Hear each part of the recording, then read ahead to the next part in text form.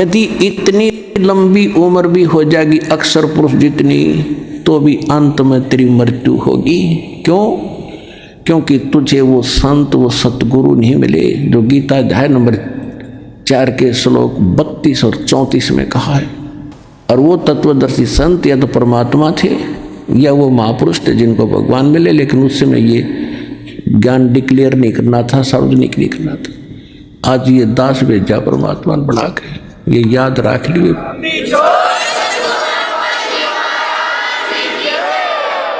इतनी उम्र बुलंद मरेगा अंतरे। क्यों? क्योंकि सतगुरु लगे न कान, न बैठे वो संतरे। ना तो कोई सतगुरु मिला, वो संत नहीं मिले, जिस कारण से कहते सुखदेव ने 84 भुगती बना पजावे खरवो, और तेरी क्या बुनियाद पर तू पंडा पंथ पकड़वो। ऐसी साधना करके सुखदेव जैसे महर्षि ने गधा बनना पड़ा। एक बार अपनी हिस्ट्री बताते हैं सुखदेव जी। उसको दिव्य दृष्टि प्राप्त हुई और डिस्कशन चल रही थी, उसमें एकदम झटका लगा उसको सब ऋषियों के बीच में उसने अपनी आत्म कथा बताई कि एक समय मैं गधे की योनि भोग रहा था और कुम्हार ने खूब काम लिया पुजावे के ऊपर, और जब मैं अंधा हो गया मुझे छोड़ दिया। कर्म अनुसार अंग भंग होते हैं और यहाँ दोनों कर्म भोगने पड़ते हैं जब तक परमात्मा कबीर जी की भक्ति हम नहीं करते हैं। परमात्मा कबीर जी की भक्ति इस दास से प्राप्त होने के बाद आपके पूर्व के सारे पाप कर्मों पर क्रॉस लगा देगा, खत्म कर देगा, भगवान नष्ट कर देगा। जब ही सतनाम हृदय धरो भयो पाप को नाश, हृदय से चिंगारी अग्नि की अब पड़े पुराने घास। 1000 टन घास पड़ा हो अड़ंगा और उसमें एक माचिस की सीख लगा दे, सारे ने फूंक कर राख बना देगी और चलेगी तेज हवा, कहीं की कहीं जगह पड़ेगी, ग्राउंड साफ हो जाएगा। जैसे सूरज के आगे बदरा ऐसे कर्म छयारे, प्रेम की पवन करे चतवंजन जल के तेज नयारे। आत्मा और परमात्मा के बीच में ऐसे पाप कर्म बाधा बने हुए हैं जैसे सूर्य के बीच में बादल हों और तेज हवा चलती है, उन बादलों को तितर बितर करके और वो स्वच्छ प्रकाश आप तक पहुंचा देती है। ऐसे बताते हैं कि जैसे सूरज के आगे बदरा ऐसे कर्म छयारे, और प्रेम की पवन और करे चितमंजन फिर झलके तेज नयारे। यानी ये सतनाम का जाप करें, आत्मा में प्यार जागेगा, आंसू आने लगेंगे, आपके टप पड़ा करेंगे। मालिक की चर्चा जरा सी शुरू होती, अभी तो हमारे अंदर वो अड़े पड़े हैं पाप कर्म, हमें अंदर से वो उस स्थिति में आने नहीं देते आत्मा को। और जब ये आत्मा उस स्थिति में आएगी तो कहते प्रेम की पवन, और फिर करे चितमंजन, मालिक का शुक्र करे, याद रखे दाता ने, फिर झलके तेज न्यारी रोशनी होगी, आत्मा भगवान की तरफ बढ़ेगी। तो क्या बताते हैं कि सुखदेव ने 84 भुगती बना पजावे खरवो, और तेरी क्या बुनियाद प्राणी तू पेंडा पंथ पकड़वो। अब वो बता रहा सुखदेव कि मैं गधा बन गया, छोड़ दिया मेरे मालिक, नंदा हो गया, चलता चलता जा रहा था, पगडंडी का आइडिया लगा कर आगे को जंगल में चला गया। आगे नाला था थोड़ा सा 2-2.5 फुट का, उसमें आम व्यक्ति कद जाता था, वो तो जंप लगा जाता वहाँ से। मुझे दिखाई नहीं दिया, मैंने अगले पैर फंसने लगे, मैंने जंप लगानी चाहिए, बीच में फंस गया, आगे मुंह टिक गया, पीछे बैक लग गई और पैर लटके भाई के। कहते 1 हफ्ता 10 दिन तड़प के भूख से प्यास से मरा, ऐसे ऐसे कष्ट उठाए। अब क्या बताते हैं सुखदेव ने 84 भुगती 84 लाख योनियों में कष्ट उठाए, और बिना पजावे खर माने गधा वो, और तेरी क्या बुनियाद प्राणी। तो ये छोटे मोटे व्रत करता फिर इन पर घूम रहा है इधर उधर, इनसे कोई लाभ नहीं होगा। ये तो ऐसे महर्षियों की दुर्गति। और तो पेंडा पंथ पकड़, वो पेड़ा वो मार्ग, वो यथार्थ भक्ति मार्ग पकड़, जो तत्वदर्शी संत बताते हैं, उस ज्ञान को ग्रहण कर, उस भक्ति को कर, तब तेरा छुटकारा। अब परमात्मा से ज्ञान प्राप्त करके आदरणीय गरीबदास साहिब जी क्या कह रहे हैं, मन तू चल रे सुख के सागर, जो सबुद सिंधु रत्नागर। अब सुख सागर किसे कहते हैं? शंखो लहर मेहर की उपज, कहर नहीं जा कोई, दास गरीब अचल अविनाशी, सुख का सागर सोई। शंखो लहर मेहर की उपजे, जैसे मेरे दास के साथ तो बहुत बार ऐसी घटनाएं हुई है, कभी पहले भी नाम लेने के बाद तो बहुत ज़्यादा होता है। अकेले बैठे हो, चिंतन मालिक का चल रहा हो, ऐसी स्थिति आ जाती है चाहे किसी ने हमें कितनी पीड़ा दे रखी है, कितना दुखी कर रखा है, तो उसके प्रति भी द्वेष नहीं आता, ऐसी सब अपनों सा दिखाई देता है, कोशिश करके भी नहीं होता, और वो होती है थोड़ी सी देर की, उसके बाद 100 कोशिश कर लेते हैं उस तरह से तिथि माने की, नहीं आ पाते हैं। तो वह मेहर की लहर थी, उसके जाने के बाद कहर की लहर शुरू होगी। उसने ऐसे क्यों कर दिया, उसे वो ऐसे क्यों बोला, वो करना है, वो रह गया, वो नुकसान हो गया, उसने ऐसे चलेंगे, वो करेंगे, ये कहर की लहर टूटी होगी शुरू। तो कहते हैं वह शंखों लहर मेहर की उपजे, वह ऐसा भाव रहेगा, और कहर नहीं जा कोई दुख नहीं, कोई कष्ट नहीं।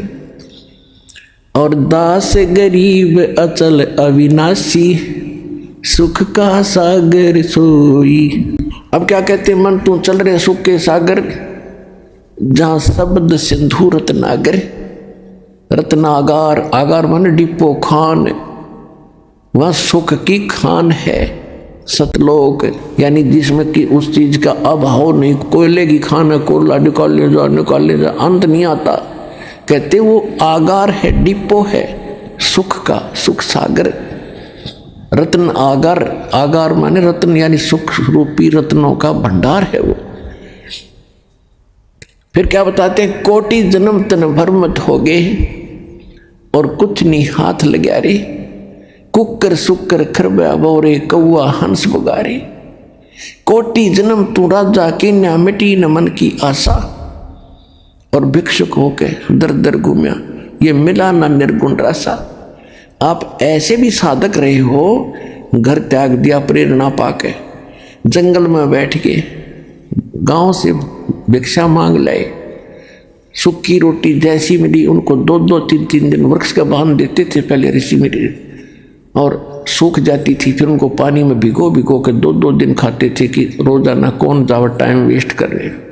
कैसे ऐसे कहते ऐसे कठिन तप साधना भी तूने की, जिसके कारण आप इंद्र की पदवी भी प्राप्त कर ली, स्वर्ग का राजा बने, पृथ्वी के राजा बन गए। आप ब्रह्मा विष्णु महेश की भी पदवी प्राप्त आपने कर ली, लेकिन आपका यो जन्म मरण नहीं मिटा, यो कष्ट नहीं मिटा इस सत्य साधना के ना मिलने से। कहते इंद्र कुबेर ईश की पदवी, और ब्रह्मा वरुण धर्मराया और विष्णुनाथ के लोक को जाकर तो फिर भी वापस आया।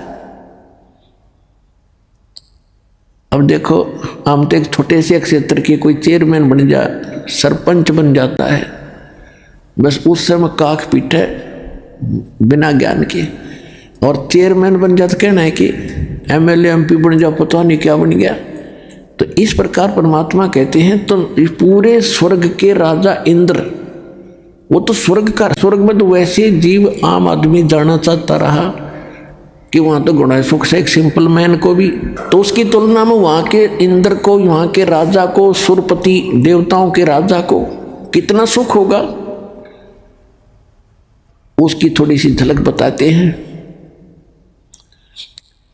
कि आप यहाँ कितनी कितनी कठिन साधना करके फिर भी भटक रहे हो, कुछ भी हाथ नहीं लगा। क्या बताते हैं कि आगे गए ना वापस आए, और रहते भी सब जा, और बिन साहेब की बंदगी कहीं ठोर ठिकाना ना। अब जैसे मनुष्य जीवन में है हम, या मृत्यु होगी, कर्मानुसार हम हो सकता स्वर्ग में भी चले जाएं, कुछ पुण्य हो गए तो पुण्य में भी, वहाँ स्वर्ग में मृत्यु होगी, चलो पुण्य खत्म हुए, नरक में।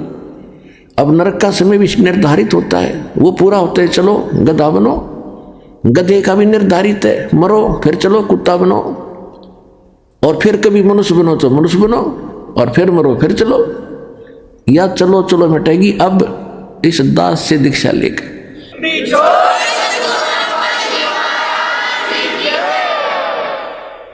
तो क्या बताते हैं कि एक समय मार्कंडेय ऋषि, देखो गीता अध्याय नंबर 4 के श्लोक नंबर 25 से लेकर 30 तक यही निर्णय दिया है कि जो भी जैसी साधना करा, कोई ब्रह्म साधना करता है, कोई देवताओं की पूजा करता है, कोई हठ योग करता है, कोई तपस्या करता है, कोई स्वाध्याय करता है, कोई अहिंसावादी तीक्ष्ण व्रत जैसे मुंह पर पट्टी बांध कर नंगे पांव फिरना, इसी को मोक्ष मान रहा है। ये सभी अपनी अपनी साधनाओं को पाप नाशक मानते हैं। पाप नाशक मीन मोक्षदायक, पाप नाश होंगे तभी तो मोक्ष मिलेगा। इसी प्रकार मार्कंडेय ऋषि उसी कैटेगरी का था। उसने ब्रह्म साधना को सर्वोत्तम मान रखा था। इन ऋषियों को ब्रह्म से ऊपर ज्ञान नहीं था, तो फिर भी उसने घोर तप कर रहा था बंगाल की खाड़ी में। अब जो स्वर्ग का राजा बनता है वो बहुत ज्यादा या तो कोई पुण्य धर्म कर रखे हो, यज्ञ 100 यज्ञ करनी पड़ती है उसको, 100 मन देसी घी उसमें एक बार में लगाना होता है। उसकी कुछ टर्म कंडीशन होती हैं कि 100 यज्ञ करे तब तक वो कोई कंडीशन नहीं फेल होनी चाहिए। यदि उसकी कोई भी वह कंडीशन भंग होगी तो वो फिर नए सिरे से करनी पड़ती है। ऐसी उसमें बहुत भयंकर मर्यादाएं हैं। और दूसरी प्रकार से इंद्र बनता है तप करके, और उस तप के दौरान यदि उसका तप भंग हो जाता है, खंड हो जाता है, तो फिर नए सिरे से उसको करना पड़ता है। और जो इंद्र की पदवी पर इंद्र बैठा है, स्वर्ग का राजा, उसको एक इंस्ट्रक्शन और होती है कि यदि तेरे शासन काल में यदि कोई अन्य प्राणी ने पृथ्वी पर इंद्र की पदवी प्राप्त करने योग्य तप कर ले, या राजनीति है वहां तक चलती है, तो तुझे पद से हटा के बीच में हटा देंगे और उसको वो पद दिया जाएगा। ये तेरी जिम्मेवारी है कि उसको तप नहीं होने देना, ये उसकी मजबूरी बन गई। तो इंद्र राज तो करे इसके साथ यह टेंशन साथ रहती है कि कोई ऐसा तप ना कर ले जिससे मेरी इंद्र की पदवी भंग हो जाए। जैसे विश्वामित्र लगा था तप करने, उसके पास स्वर्ग से एक उर्वशी भेज दी और पहले उससे शादी करवा ली। एक लड़की होगी, 6 महीने बाद घेर कर लड़की ने भागी, मेरा काम पूरा हुआ ऋषि जी, संभाल तेरी बेटी ने। तो ये सब इंद्र का जाल है, इस काल का जाल, इस इंद्र ने ये सब कर रखे हैं। इसको सतर्क रहना पड़ता है। इसने सब जगह अपने गुप्तचर छोड़ रखे होते। तो गुप्तचर ने आके बताया कि एक मार्कंडेय नाम के ऋषि बैठे बंगाल की खाड़ी में, बहुत समय से तपस्या कर। इंद्र ने सोचा बड़ा तगड़ा संत है, उर्वशी भेज दी, उसको कुछ सिद्धियां दे दी, ऋषि के आसपास ऐसा वातावरण बना दिया खूब नॉर्मल सा, बसंत जैसा, और ऐसी मीठी मीठी सारंग अपने आप आवाजें आने लगी जैसे साज बजते हैं, यानी उसको प्रेरित करने के लिए। और स्वयं सामने थोड़ी सी दूरी पर डांस करने लगी। ऋषि की आधी आंखें खुली थी, आधी बंद थी। वो खूब डांस वगैरह करके थक ली, तो उसने देखा कि ऋषि टस से मस नहीं हो रहा और देख भी रहा है। लास्ट में वो डी वस्त्र होगी, कति नग्न खड़ी होगी कपड़े उतार के। तब ऋषि ने कहा कि हे बहन, हे बेटी, हे माई, आप ये क्या कर रहे हो, यहाँ कैसे आए हो? तो शर्मिंदा होकर उसने सब वस्त्र पहन लिए। फिर आके कहने लगी कि हे ऋषि जी, मेरे इस रूप को देखकर इस बनखंड में जितने भी और तपस्वी थे वो मुझे मालूम है उनकी क्या दशा होगी, लेकिन आप पता नहीं आपकी समाधि कहाँ थी और आपको ये प्रभाव नहीं हुआ। तो ऋषि ने कहा कि जहाँ मेरी समाधि थी, जहाँ मैं डांस देख रहा था, वहाँ तेरे जैसी तो नाचने वालों की नौकरानी थी, उनके पैर धोने वाली। तुझे क्या देखूं फिर मैं? अगर तेरे से कोई सुंदर होना उसने भेज दे। तो वो कहने लगी जी, इंद्र की पटरानी मैं ही हूं, यानी सबसे ब्यूटीफुल औरत स्वर्ग में इंद्र की पत्नी होती है, उसका नाम सची होता है। तो मार्कंडेय ऋषि ने कहा कि मेरी समाधि ब्रह्मलोक में थी। ब्रह्मलोक सबसे बड़ा होटल है इस काल का। प्रत्येक, जैसे एक तो कॉमन होटल है स्वर्ग नरक को, तो कोई जाओ उसमें। एक विष्णु के लोक में विष्णु का पुजारी जाता, वहाँ एक रेस्टोरेंट है, वहाँ ये बकवाद है और स्वर्ग क्या है। तो ये सबसे ज़्यादा कॉस्टली और सबसे ज़्यादा बकवाद उस ब्रह्मलोक में है। तो मार्कंडे, अब जैसे आप देखते हो, अब देखो हमने देखा करते, एक देखा हमने बड़े ऊंचे से टीले पर बैठे एक साधु, जब यू ज्ञान नहीं था, और चिमटा गाड़ रखा, धूना ला रखा, और लोग जाओ कोई दूध का लोटा ले जा रहा है, कोई कुछ ले जा रहा है, और दर्शन करें जा जाके माथा टेके, दूर तक दिखे। अब उसके बारे में इस सूक्ष्म वेद में बताया है गरीबदास साहिब जी ने कि डिम्ब करें, डिम्ब माने पाखंड ढोंग करें, और डूंगर चढ़े, डूंगर माने ऊंचे स्थान पर बैठेंगे ये, ताकि दूर तो सब न दिखूं मैं कुछ कर रहा हूं, और अंतर झीनी झूल जग जाने ये बंदगी करे, ये बोए सूढ़ बबूल, ये तो खोटे खोदे थे, इनको ज्ञान ही नहीं था। तप करें, तप से अगले जन्म में राजा बने, राजा ने खोटे कर्म करे, अगले जन्म में नरक। तपेश्वरी सो राजेश्वरी, राजेश्वरी सो नरकेश्वरी, तप से राज राजमद मानव, सूक्ष्म वेद में लिखा है, और जन्म तीसरे फिर शुक्र स्वान। तो मार्कंडे ऋषि तप कर रहा था, तो ये ब्रह्मलोक में इसकी समाधि चली। अब देखो आप कहीं बैठे हो, कहीं पर भी बैठे हो, 10-20 मिनट में मन ऐसी प्रेरणा करेगा, चलो वहाँ चलते हैं, वहाँ बैठते हैं, बैठने की चेष्टा करोगे तो भी ना बैठने दे। और आप चले जाते हो, सिनेमा देखने जाते थे पहले, अब तो नहीं जाएंगे हम, तो 3 घंटे का न्यों नहीं पता लग गए कितनी देर में गई, क्योंकि नई नई बकवास देखने मन को चाहिए तो बैठा रहेगा। तो ये क्या करते हैं कि इनका कोई कमल खुल जाता है साधना से ऑटोमेटिक, कोई पिछले संस्कार से, पहले भक्ति युक्त लोग थे बहुत थे, अब ना खुलता किसी का, तो वो पुराने संस्कारों से वो खुल जाता था।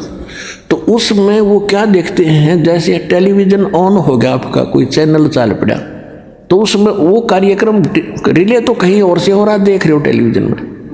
तो ऐसे जो ब्रह्मलोक में डांस हो रहा था, उस ऋषि ने वहाँ दिखा था, वो सामने वो खुल के सामने रिफ्लेक्ट हो जाता, जैसे डिस्प्ले पर आ जाता है। तो वो डांस देखा था, हम सोचा तपस्या कर रहा है ना, मन टेकन दे इन्हें, तो ऐसी थी इनकी तपस्या, मूर्ख बना। आप भी बड़े से हम इनके पीछे लगे रहे, बड़े सिद्ध पुरुष हैं।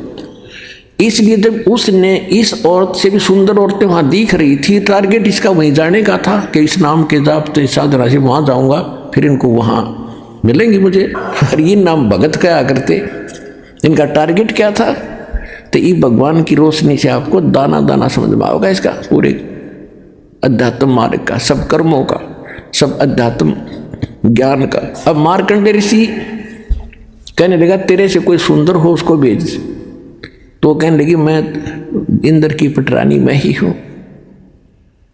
तो उसने कहा कि जब इंद्र मरेगा, ऋषि ने कहा, उसको पता था कि इंद्र की आयु कितनी है, 72 चतुर्युग, 72 चतुर्युग। इंद्र यानी ब्रह्मा के एक दिन में 14 इंद्रों की मृत्यु हो जाती है। ब्रह्मा जी के 1008 वर्ष की पूरा एक दिन होता है, वैसे लमसम इसको 1000 वर्ष मान लेते हैं। जैसे 365 से 1/4 दिन का अपना वर्ष होता है, इसको हम 365 का मान ले हैं। तो इस प्रकार 72 चतुर्युग तक वो इंद्र का राजा रहेगा, स्वर्ग का राजा इंद्र बना रहेगा। और मार्कंडे ऋषि को पता था कि इसकी मृत्यु होगी, इतना इनको ज्ञान था। तो इसने कहा, उस औरत से कहा, उस उर्वशी से कहा ऋषि ने कि इंद्र मरेगा तो तू क्या करेगी, तो भी तो मरेगी, तो भी मरेगी। कहने लगी मैं 14 इंद्रों को वरूंगी। अब हिसाब लाइयो पुण्यात्मा, ये 2.5 घंटे सुबह 2.5 घंटे शाम बैठ के अटपट करके सोचो मोक्ष प्राप्ति कर लेंगे। मंत्र ये है नहीं जो मूल मंत्र दास के पास है। तो कहने का भाव यह कि इतनी तपस्या, इतने पुण्य किए थे उस पुण्यात्मा ने, जो इंद्र की पटरानी बनी हुई है, उसकी कितनी 1000 चतुर्युग की आयु थी उसकी, 1008 चतुर्युग की। क्योंकि कह रही है कि इंद्र मर जाएगा, मैं न्यों की न्यों रहूंगी, नेक्स्ट इंद्र वहां आएगा तपस्या करके, वो मेरा पति होगा। यानी मैं तो स्वर्ग की रानी पटरानी बनी रहूंगी, इतने समय तक इंद्र मरते रहेंगे। तो मार्कंडे ऋषि ने कहा कि वो 14 इंद्र भी मरेंगे, और फिर तू क्या करेगी कि जितने इंद्र मैं वरूंगी वह तो गधे बनेंगे मृतलोक में, और फिर बाद में मैं गधी बनूंगी। तो मार्कंडेय ऋषि बोला फिर मुझे वहां क्यों ले जा रही थी कि मैं अपनी इज्जत रखने के लिए, यदि मैं हार कर जाऊंगी तो मैंने दुआगन करेंगे, मुझे दंड देंगे, मजाक करेंगे, मेरी बेइज्जती करेंगे, तू हार का आएगी। मार्कंडेय ऋषि बोला तू आज भी गधी 14 खत्म करेगी, और मरने के बाद तू स्वीकार कर रही है कि मैं गधी बनूंगी, वो गधे बनेंगे। सारी भी इज्जत की ठेकेदारी बन रही है अपनी इज्जत रखने के लिए। तो यह सब की बुद्धि भ्रष्ट हो रही है पुण्यात्माओं। अब इतने में इंद्र आ जाता है और आके कहा कि हे बंद नवाज, आप जीते हम हारे, इंद्र की गद्दी प्राप्त करो। मार्कंडेय ऋषि कहता अरे अरे इंद्र का राज मेरे लिए तो काग की बीट है, मुझे नहीं चाहिए ये। आजा तुझे इंद्र ऐसी विधि बताता हूं कि आप ब्रह्मलोक में चले जाओगे, वह हजारों युगों तक और मौज करोगे, बहुत लंबा समय है। अब इंद्र क्या कहता है कि महाराज जी फिर देखेंगे, तो मौज करने दे। पुण्यात्माओं सबकी बुद्धि पर पत्थर पड़ गए। अब आप किसी व्यक्ति मित्र को जिसने समय पर टूक मिलते हो, अच्छी पोस्ट हो, थोड़ा बहुत धन हो, सामने घुट्टी लगा ले, तो उसको जाकर आप यूँ कहो कि भाई चलो भक्ति कर लो, ऐसे हो जाएगा वैसे हो जाएगा, और फिर ज्ञान तो आपको पता ही है कि गधे बनेंगे कुत्ते बनोगे। तो कहता फिर देखेंगे तो मौज करने दे, फिर के देखा गधा बने पास तो कुम्हार देखेगा कर्म मारेगा, लठ तेरा 2.5 मन का बोरा धरेगा। देखना अब देख मूर्ख, ज्ञान सुन समझ और छोड़ बुराई ले, नाम भक्ति कर भगवान की। अब देखना है, फिर क्या देखेगा। तो ये इंद्र का बीमारी, वो राज ना छूटे, गुट्टी ना छूटे, वो ठाठ ना छूटे, वो जी फिर देखेंगे। अब कुछ दिनों के बाद इंद्र फिर आया। मार्कंडेय ऋषि एक चींटियों के कीड़नाल को देख रहा था। चींटियां कोई दुर्दारी थी, कोई दुर्दारी थी, वहां बैठा था काफी समय से। इंद्र का फिर टेंशन होगी, ये कौन ऋषि बैठा है, फिर तपस्या पे बैठ गया। तो उसने तुरंत आकर देखा ये तो मार्कंडेय ऋषि है। मार्कंडेय ऋषि से पूछा महाराज क्या देख रहे हो चींटियों में। मार्कंडेय ऋषि बोला कि मैं ये देख रहा हूं कि इन चींटियों में कितनी चींटियां कितने बार इंद्र की पदवी प्राप्त कर चुकी हैं। कि चींटियां और इंद्र की पदवी, हाँ जी। तो क्या देखा आपने कि इस इतने लाखों की संख्या में एक चींटी ऐसी है जो केवल एक बार इंद्र की पदवी पर रही है, क्योंकि सबके पिछले संस्कार कोड वर्णों के अंदर लिखे हुए हैं, सबके अंतःकरण में जमा है। और ये डिस्प्ले जिसका चालू है अंदर का, ये सबके अंदर है मनुष्य में। तो सब उसका जिसका चालू हो गया कनेक्शन ठीक है, तुरंत बाहर देख लेगा उसका जो क्या हो रहा क्या नहीं, प्रत्येक प्राणी का। ऐसे ऋषि लोग पहले ये बताते रहे कोई भविष्य और बोध की कथा, लेकिन इससे कोई जटमट का कोई फायदा नहीं। हो तो हो लिया और होगा तो होएगा, इसमें वो चेंज नहीं कर सकते थे। चेंज तो ईब होंगे इस परमात्मा कबीर जी की रजा से, अब छुटकारा भी होगा।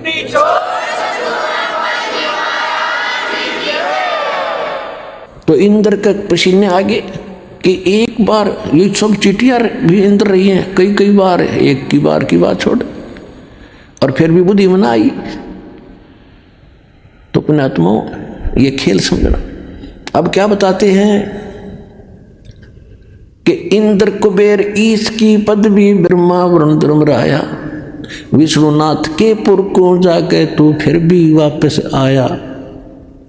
असंग जन्म तन मरता होगे जीवित क्यों ना मरे रे, 12 मध्य महल मठ बोरे बहुर न दे धरे रे। कहते हैं असंग जन्म हो गए तो आपने मर्तों को अब जीवित मर के देख एक बार। अब जीवित कैसे मरना है, एक तो ऐसे मरना है कि हमने संसार की रीस नहीं करनी, कोई ज्यादा फंड कर रहा करने दे, नाच गावे विवाह शादी में करने दे, ये तो बालक करते हैं ऐसे जिनको ज्ञान नहीं।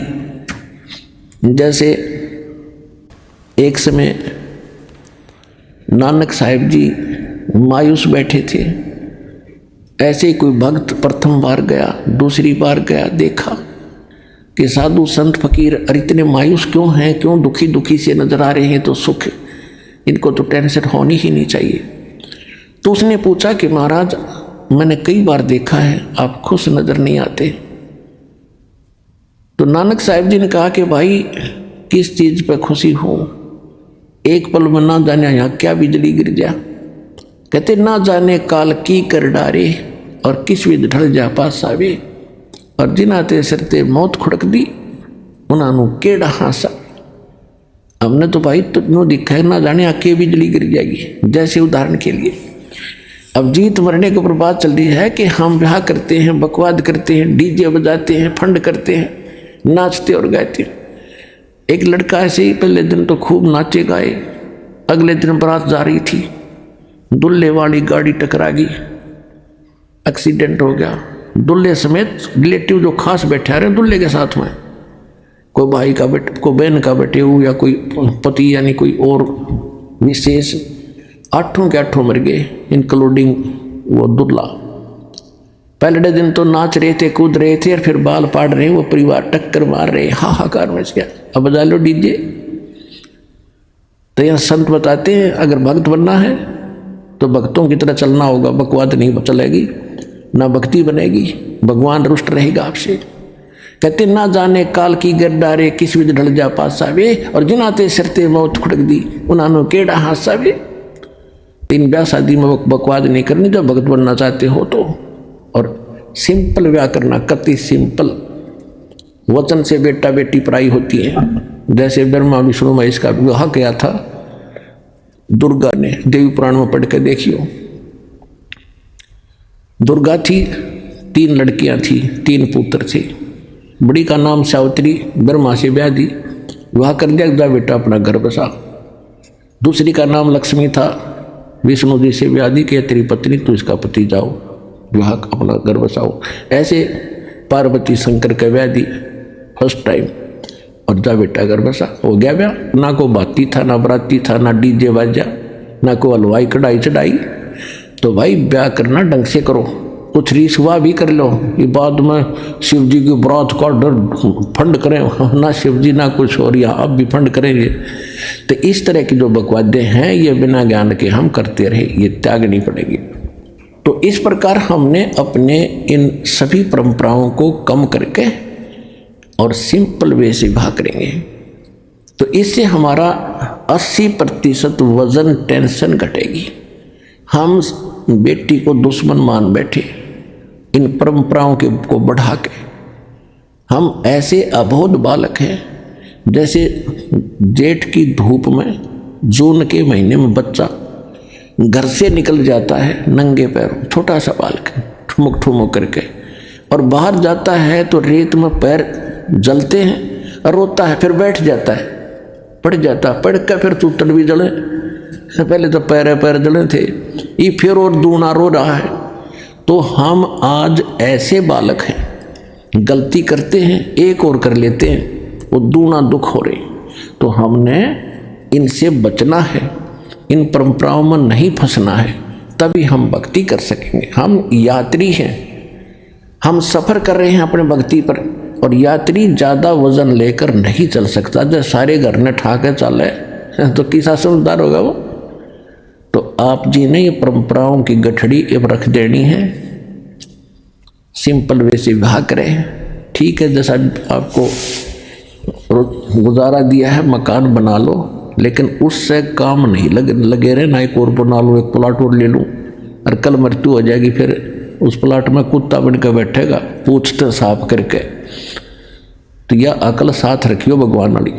अब प्रसंग चल रहा है कि असंग जन्म तो न मरता हो गए, जीवित क्यों ना मरे रे। तो अब अपनी कुछ मनोकामनाओं पर अंकुश लाना पड़ेगा, इच्छाओं को कम करना पड़ेगा। और इच्छा कम होंगी इस ज्ञान से, कहने से नहीं होती है। ये तो ज्ञान खड़ा दिखाई देगा आपको जब बकवादों में मन चल लेगा, ना भाई नहीं, ये आदेश नहीं है, और ये यूजलेस है सारा। सारा समय इस में खो दिया। सन 1983 की बात है, 84-83। एक बैंक मैनेजर ने रोहतक के अंदर सेक्टर 1 में एक कोठी बनाई, उसमें 3.5 लाख रुपए लगे। आज तो वह मेरे ख्याल में 35 लाख में भी ना बने, और कुछ बैंक से लोन ना ले जैसे भी। और उसका मुहूर्त करे था उस दिन, एतवार का दिन था। सामान लेने के लिए वो निकला था स्कूटर उठा के। उस दिन जिस दिन उसकी मुहूर्त शुरू हो रही थी, उसके पुजारी आ रहे थे, पूजा करनी है। इधर पूजा होती है, उधर शराब स्वरूप तैयार रहती है कि एक भी पूजा वाले फारे को फिर गुट्टी छुट्टी लावांगे। ऐसी पूजाएं थी हमारी। स्कूटर उठा करके कोई सामान लेने गया था पूजा का या कोई और अन्य आवश्यक वस्तु। आगे जाके टू व्हीलर स्कूटर तो स्कूटर टकरा गया, पड़ते कनपटी लगी फुटपाथ पे, वहीं पैर पसार गया भाई। अब उसको टीम कौन रहेगा? आपकी तो कूतरू बनकर घूम रहा होगा। तो कहने का भाव ये है कि जो ये घटनाएं घट रही हैं और भगवान क्या बता रहे हैं, ईब आपके लिए एक दृष्टि बनेगी न्यारी। तो इस नजर को देखकर फिर आगे चलना सफर में। अब क्या बता रहे हैं परमात्मा कि असंग जन्म तना मरत्या होगे, जीवित क्यों ना मरे रे। और 12 मद महल मठ बोरे बहुर ना दे धरे। जीवित एक तो ये मरना है, संसार की चोचले देख के हमने उधर नहीं देखना ना चलना, तो हम जीवित मर गए। जो भगवान दे रहा है, परमात्मा ने यहाँ तक कह रखा है कि लुक्खी सुखी खा के ठंडा पानी पी और देख पराई चौपड़ी मत ललचावे जी। जय तू चावे चौपड़ी तो बहुत करेगा पाप। भगवान ने जो तुझे दे दिया है उसको संतोष के साथ ग्रहण कर। यदि इसे हटकर कुछ करेगा तो पाप पकड़ के प्राप्त कर सकता है, और ये पाप हमारे दुश्मन है, हम क्यों करेंगे। और फिर क्या कहते हैं कि जीवित मरना दूसरी टाइप ये है, जैसे आप सत्संग में नहीं आते हो, किस लिए नहीं आते हो? क्योंकि काम खराब हो जाएगा, कोई जरूरी कार्य है और वो उसमें दिक्कत आ जाएगी। अपना आत्मा एक व्यक्ति रात्रि में नाइट सर्विस पर जा रहा था और उसने जल्दी थी कि वापस आऊँगा, और वापस आकर ये काम मेरे अधूरे हैं, इनको पूरे करूँगा, इसलिए रात को भी अपने उसमें काम में ही युद्ध लिया कि वो काम कराऊँ, फिर ये जरूरी काम दिन में करूँगा। और रास्ते में नाइट सर्विस एक्सीडेंट होगी, वो वहीं मर गया। वो रह गए धीरे धीरे आवश्यक काम जिसके लिए रात तो नहीं पड़ा था। अब आप जब वहाँ से चलते हो तो ये खुरापात काल पैदा करता है, कई प्रकार के करता है। परमात्मा ने हमें सतर्क रखा है कि मात पिता सुत स्त्री आलस बंधु कान और संत मिलन को जब चले ये अटकावा आने। इनका अटकाया अटके नहीं, डटे नहीं, और आता है वो आवागमन दशा। मात पिता सुत स्त्री, छोटे बच्चों के लिए जिन माता पिता को ज्ञान नहीं है वो बाधक बनते हैं। कहाँ जाता है? तीसरे दिन भाग जाता है। तू पढ़ता नहीं है, तो नौकरी नहीं करता है, नाश होएगा, है तो बर्बाद हो जाएगा। और जिनके माता पिता को ज्ञान है वो बच्चे बाप बन जाए, फिर कहाँ जाओगे? बूढ़े हो रहे हो कि तो गिर जाओगे, चोट लग जाएगी, क्या रखा है, वो तो नास्तिक है, वो सब उठपट बताता है। अब माता पिता को ज्ञान हो गया और बच्चों के वश हो गया, किराए में मांग खाना, फिर भी जैसे तैसे वो आता है, उनका अटका अटके नहीं। अब किसी की स्त्री बाधक बनती है, ज़्यादातर बहनें बाधक बनती थी, पहले ज्ञान नहीं था। अब तुम्हारी बहनें बल्कि आगे आ रही हैं, ज्ञान से पता होता है। तो उनको डर रहता था, यूँ कहीं जाता है ज्ञान की बातें सुनता, कहीं छोड़ कर भागना जा, बाबा ना बढ़ जा और तू जड़ जा, इसलिए वो स्त्री बहुत बाधा करती थी। अब बहनों को ज्ञान है, ये आगे को आती हैं, तो पति को ज्ञान नहीं है तो वो बाधक बन जाता है, क्या नहीं जाएगी वहाँ पर, क्या रखा है वहाँ पर, तीसरे दिन भाग जाती है, ये है। या फिर आलस फिर देखेंगे इब का नहीं चलती सत्संग, अगले हम चल लेंगे। एक बार हमने सत्संग रखा था, स्टार्ट किए थे, दूसरा ही सत्संग था, खुले सत्संग शुरू किए जो 5-5 दिन के, 7-7 दिन के। एक कोई कर्मचारी था भगत, तो उसने अर्जी लगाई कि छुट्टी मिल जाए भगवान, सत्संग में जाऊंगा। छुट्टी मिल गई, छुट्टी मिल गई तो मैं सोचा कल चलूंगा। छुट्टी मिली सत्संग के लिए है, मैं सोचा कल देखेंगे, आज तो थोड़ा रेस्ट कर लूँ। अगले दिन फिर बोला, दूसरे दिन कि श्याम सिंह ने देखेंगे। श्याम सिंह एक रिश्तेदार आ गया, बहन का पति, और उसने लेनी थी भैंस। वो बोला चल मेरा भैंस दिला के ला। अब उसने ना नहीं कर सकता, तो पहले तो गांव में दिखाई, कोई पसंद नहीं आई, फिर दूसरे गांव में, फिर तीसरे गांव, यानी 7वें दिन बिना भैंस लिए दोनों वापस आ गए। इतना सत्संग पूरा हो लिया। तो जब उसने ये ज्ञान सुना, जब ने बोला जी आलस मार गया मैंने, कहते आलस कर लिया, तो फिर देखूंगा, तड़को देखूंगा, परसों देखूंगा। तो और शाम ने भी नींद नहीं होती, कल देखूंगा, ये सोच रहा था। जब लेट से हो गया, इतना वो आ गया।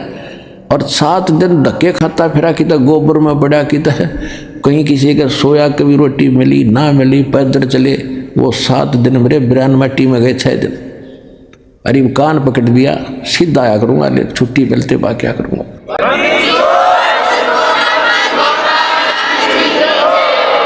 मात पिता सुत स्त्री आलस बंधु कान लोक लाज।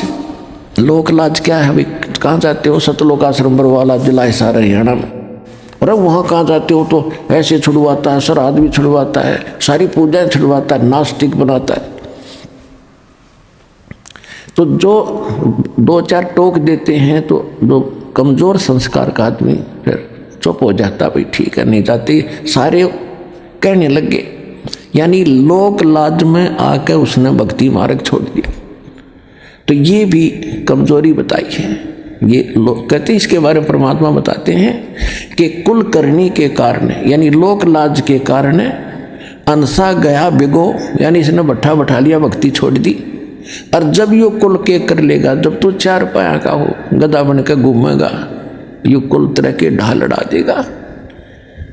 इसलिए परमात्मा कहते हैं मात पिता सुत स्त्री आलस बंधु कान, और संत मिल को जब चले ये अटकावे आने। इनका अटकाया अटके नहीं, डटे नहीं डटे। और संत मिलन को जा, कह कबीर सो संत है आवागमन न सब। अब जैसे, और दूसरा ये जीवित मरना है कि आप ये सोच लो, जब सत्संग का समय निकट आवे, फाइनल फैसला कर ले। जब भी महीने में, 2 महीने में, जब भी आप उचित समझते हो ना, उस दिन टाल नहीं करे। और ये सोच ले कि आज मान लीजिए मैं इस बहाने से, इस कारण से नहीं जा पा रहा हूँ कि वहाँ जाने से कहीं ये हानि ना हो जा। और क्या पता 1 मिनट में क्या बिजली गिर जाए, मृत्यु हो जाए तेरी, फिर परमानेंट टिकट कट गई, फिर और से काम तो फिर भी रह गया। इवन यूँ सोच ले, हे भगवान मेरी मृत्यु होगी, और जीवित मर के सत्संग की तरफ चल पड़े। और 3 दिन 4 दिन 5 दिन जैसा समय 2 दिन आपका हो यहाँ लग गया। इन 3-4 दिन में कुछ काम खराब हो भी गा तो फिर जाके संभाल लेंगे। और जब परमानेंट टिकट कट जाएगी, जब क्या कर लेगा, तो फिर भी होना ही होना है। और परमात्मा के चरणों में आने के बाद बच्चों काम बिगड़ा नहीं करते, ये तो दूने बढ़ा करे।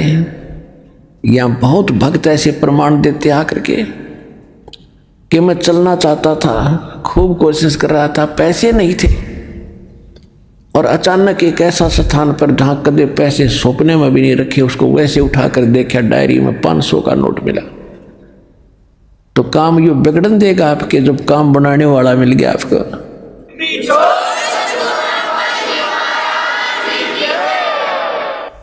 अब क्या बताते हैं, असंग जन्म तन मरता होगे, जीवित क्यों ना मरे रे। ये जीवित मरना है।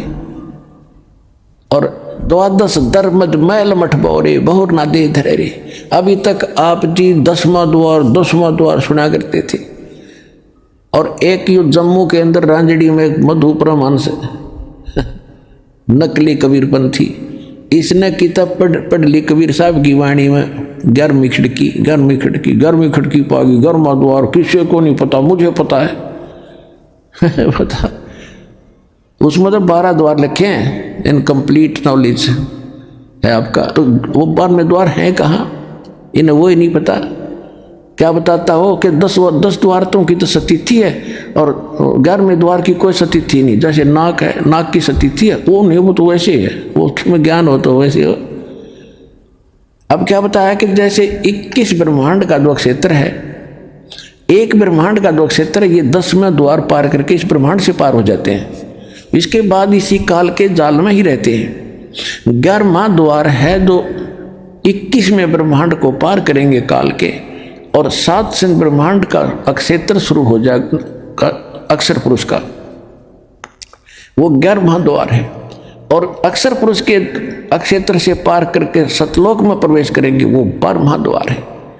गरीबदास जी कह रहे हैं, 12 दर महल मठ बोरे, ए भोले आदमी, वो तो 12वां द्वार पार करके वो स्थान है, शाश्वत स्थान, जहाँ बोर ना दे धरे रे, जहाँ जाकर फिर जन्म मृत्यु नहीं होती। गीता अध्याय नंबर 15 के श्लोक नंबर 4 में कहा है, गीता अध्याय नंबर 18 के श्लोक नंबर 62 में कहा है।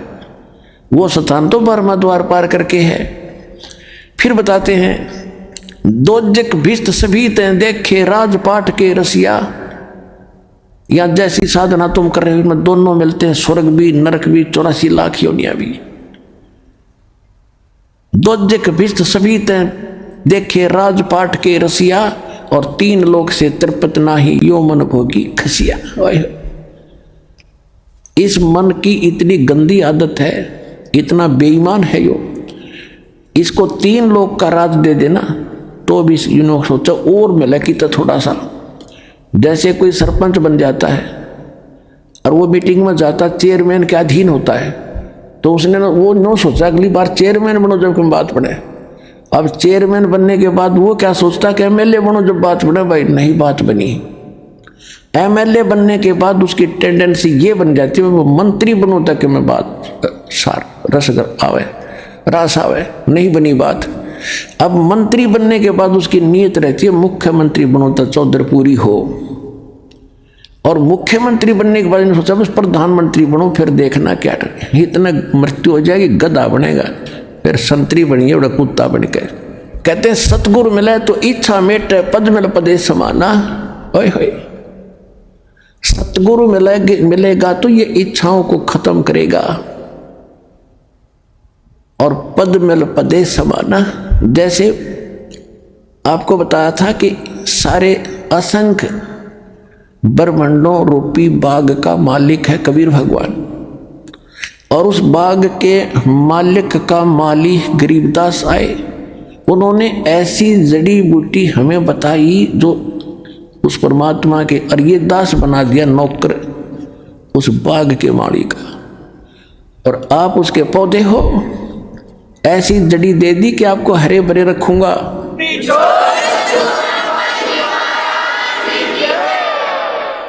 आप हरे भरे रहोगे तो मुद्दास की नौकरी ठीक बनी रहेगी। अब जैसे बाग में माली का नौकर क्या देखता है, उसको इंस्ट्रक्शन होती है माली की तरफ से कि ऐसे पेड़ बाहर फैलता है, उसको साइडों से काट दे ताकि फले फूले सीधा चले। तो आपके अंदर जो बेमतलब की इच्छाएं हैं इस ज्ञान से ऐसे काट दी जाएंगी, नहीं सीधे चलो, बकवास छोड़ दो। सतगुरु मिले तो इच्छा मेटे, पद मिल पदे समाना, और चल हंसा उस लोक पठाऊं जो आदि अमर स्थान। ओए होए, आदि अमर शाश्वतम स्थान है कि सतगुरु मिलेंगे तो ये सब इच्छाएं खत्म करेगा। सबसे पहला काम ये होगा। और फिर पद मिल पदे समाना, यहाँ देखो ये सुख संवेद है, ये तत्व ज्ञान है, इसके गजब के गुण रहस्य जो कैसे समझ सकते हैं अज्ञानी। पद, यहाँ पद मिल पदे समाना, पद इसके 2 पद हैं और 2 अर्थ हैं। एक तो पद्धति होती है, पद्धति way of worship, method of worship, उसको पद बोलते हैं, पद्धति। एक है गीता अध्याय नंबर 15 के श्लोक नंबर 4 में कहा है कि तत्वदर्शी संत की प्राप्ति के उपरांत परमेश्वर के उस परम पद की खोज करनी चाहिए, जहां जाने के बाद साधक लौटकर फिर कभी संसार में जन्म मृत्यु में नहीं आते, वो पद। तो यहाँ इस अमरवाणी का ये अर्थ बनता है कि सतगुरु मिले तो इच्छा मेटे, पद मिल पदे समाना। यह पद माने पद्धति, भक्ति की श्रेष्ठ विधि। तू पेंडा पंथ पकड़ वो मार्ग जब मिल जाएगा, सही भक्ति पद मिलेगा आपको, पद्धति, तो उससे वो पद मिलेगा, उस पद में समा जाओगे, जहां उसमें पहुंच जाओगे, जहां जाने के बाद फिर कोई कष्ट नहीं, सुख सागर प्राप्त होगा, फिर मृत्यु नहीं, दोबारा नहीं आना पड़ता।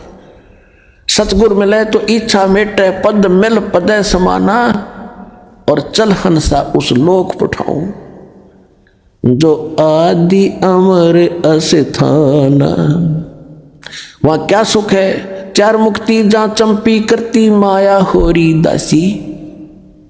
अब हम चार मुक्ति सुना करते थे, वो चार मुक्ति स्वर्ग में होगी, महास्वर्ग में होगी, वहां खत्म हुआ, वो समय पूरा हुआ, फिर नरक में वो कहाँ गई? मुक्ति खत्म हुई, वो तो उनका समय निर्धारित है। और कहते हो वहां सदा तेरे चरणों में पड़े रहेंगे, वो सुख। चार मुक्ति जहां चंपी करती माया होरी दासी, दास गरीब अब पद पर से, वो मिले राम अविनाशी। ओए होए होए,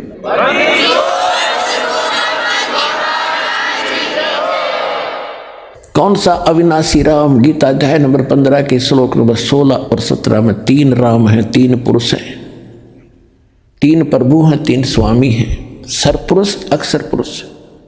सरपुरुष भी नाशवान, अक्षर पुरुष की स्थिति एज आपको बता दी, और ये भी बता दिया कि एती उम्र बुलंद मरेगा अंतरे। क्यों? क्योंकि सतगुरु मिले ना लगे न कान वो संतरे। ओए होए, एती उम्र बुलंद मरेगा अंतरे, सतगुरु लगे न कान न भेंटे वो संतरे। तो यहां क्या बता रहे हैं? सरपुरुष और अक्षर पुरुष ये दोनों, इनकी ये नासवान स्वयं लिखा उसमें, और जितने स्किन के अंतर्गत प्राणी वो भी जन्म मृत्यु के अंदर है। उत्तम पुरुषत्व अन्य परमात्मा इति उदाहरत, ये लोग term अविषय विभर्ति, वो है अव्यय ईश्वर है। अव्यय माने अविनाशी, वास्तव में विनाशी।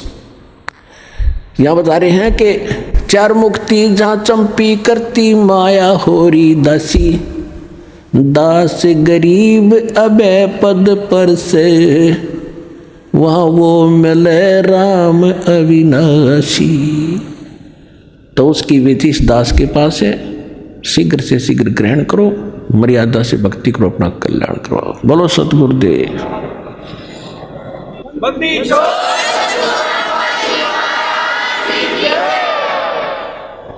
परम पिता परमात्मा पूर्ण ब्रह्म सारी सृष्टि के रचनहार कबीर देव कबीर परमेश्वर जी की असीम रजा से आप सभी पुण्यात्माएं परमात्मा की अमर कथा सुनने के लिए उपस्थित हुए। जिन प्राणियों के ऊपर परमेश्वर की मेहर भरी नजर होती है, उन्हीं को ये प्रेरणा मिलती है, उन्हीं के अंदर एक तड़प उठती है परमात्मा पाने की, अच्छे कर्म करने की, और उन्हीं को वो ठीक ठिकाना सतगुरु और यथार्थ सच स्थान मिलता है जहाँ पर वो वस्तु उपलब्ध होती है। जो भी पुण्यात्मा पुण्यकर्मी प्राणी परमेश्वर कबीर जी की शरण में इस दास के माध्यम से आ रहे हैं, बहुत ही पुण्यकर्मी प्राणी हैं, क्योंकि डॉक्टर को ज्ञान होता है कि ये यहाँ आ गया है तो इसका ट्रीटमेंट ठीक होगा, इसका जीवन बच जाएगा।